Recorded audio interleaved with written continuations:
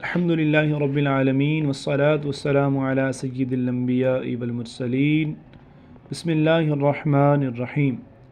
محترم سامعین کرام، آج ہم حضور غوث پاک رضی اللہ تعالی عنہ کی ایک بہت ہی زبردست کرامت سنیں گے۔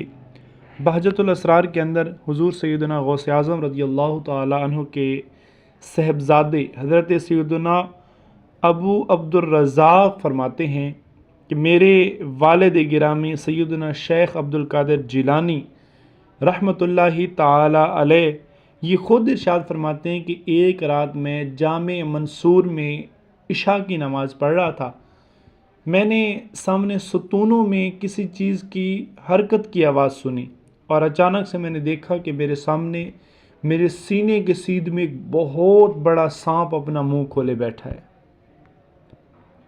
میں نے جب اس سانپ کو دیکھا تو میں بالکل نہیں گھبرایا، اور وہ سانپ میری سینے کی جانب سے قمیض کے اندر داخل ہوا اور بازو کی جانب سے نکل گیا، لیکن مجھے کوئی گھبراہٹ نہیں ہوئی۔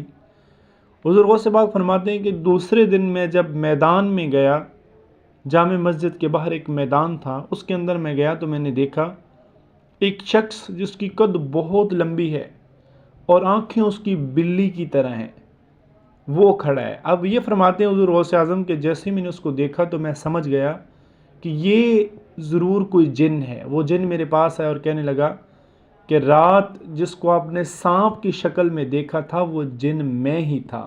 میں نے بہت سے اولیاء کرام کو اس طرح ڈرایا ہے اور سارے اولیاء کرام گھبرا گئے، ڈر گئے، لیکن آپ بالکل بھی نہیں ڈرے۔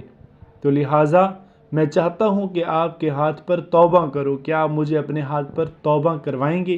حضور غوث اعظم رضی اللہ تعالیٰ عنہ فرماتے ہیں کہ پھر میں نے اس جن کو اپنے ہاتھ پر توبہ کروائی۔ سبحان اللہ! دیکھیں کتنی زبردست یہ حضور غوث اعظم رضی اللہ تعالیٰ عنہ کی کرامت تھی۔